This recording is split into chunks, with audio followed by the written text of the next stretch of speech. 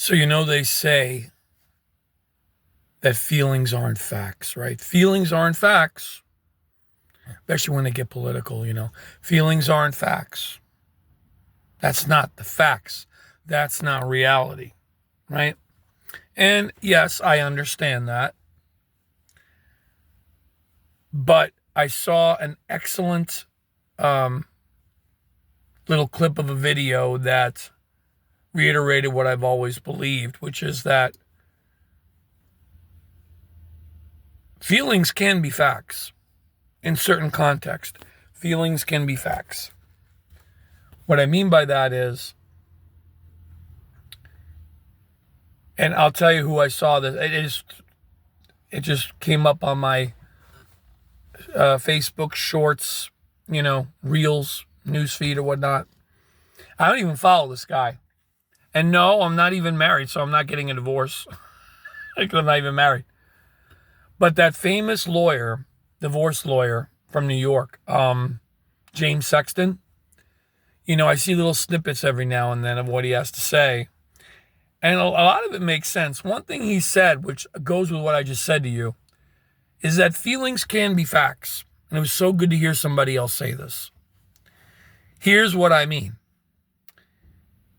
Yes, if someone tells you the sky is purple,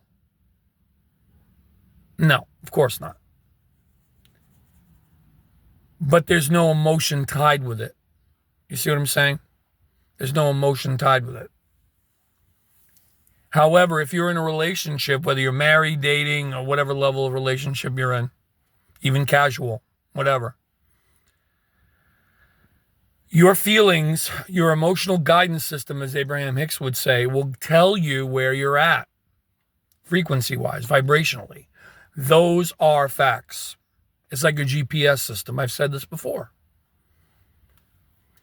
So what he was saying was, when people break up, or when a breakup is in the making, whether it's a divorce or just a relationship breakup that wasn't, like legal or whatever, when that goes down,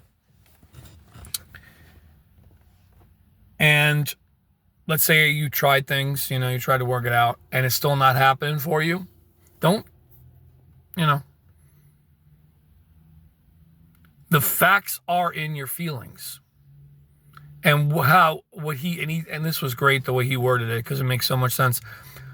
If you are not emotionally where you need to be in a relationship, I'm talking about where the feelings are missing, something is missing, and you tried the whole Barry Manilow song, trying to get the feeling again. If you know that song, but the feeling's not coming back.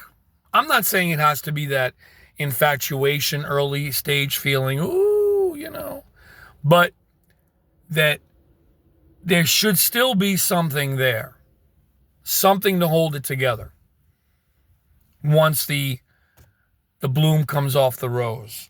Although some will say the bloom should never come off the rose if you're doing it right. But I mean, who am I to say that?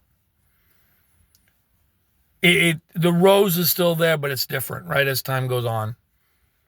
But the rose, I guess, would still be blooming. The point I'm bringing out is, I'm making this way longer than I should. When you're at that point where you know that you have no other choice but to end this, otherwise you'd be lying to yourself, you'd be doing them an injustice by sticking around. The best way to convey that message without being, it's going to hurt. Of course it's going to hurt. It's going to hurt you. One thing I've learned myself, I would much rather be the dumpee than the dumper. I would much rather be the dumpee than the dumper. I've learned that. We're all afraid of being dumped, right? Or being rejected, being, cast aside. I would way rather be that than the person having to do the dumping. I've learned that about myself. And especially if you have empathic tendencies, I'm not labeling people empaths, because that's a label in a way that separates people. But some people have more empathic tendencies than others. That's who I'm talking about. You don't want to be the dumpy. I should say you don't want to be the dumper. You'd much rather be the dumpy. You'd much rather be the dumpy. Especially when you get to a level of spiritual growth to where it's not going to be pleasant. It's going to sting a little, but you can handle it. You can handle it because you know that everyone is you pushed out and that person's time of your life may be over, at least at this juncture, and they serve their purpose, and let them move on, right? If you're the one being dumped. It's much easier once you get to this level, the level that we're all trying to get to be dumped than to be the dumper. Because you don't want to hurt people, because people are not there yet, a lot of them. And even if they are, it doesn't mean it's not going to hurt them. So the way to convey this best, according to what he said, I'm not feeling the way I need to feel at this point. I'm not feeling the way I need to feel for this to continue. How could the person argue with you? Again, it's going to sting. It's going to sting you. But what's hurting more, ripping off the Band-Aid or slow, drawn out, death by 1,000 cuts? You know what I mean? I'm not feeling the way I need to feel at this point. That is where feelings are facts. Because it's a fact. You're not feeling it. And you're doing not only yourself an injustice, you're doing them an injustice. So I just thought that was very interesting and very true. All right, take care.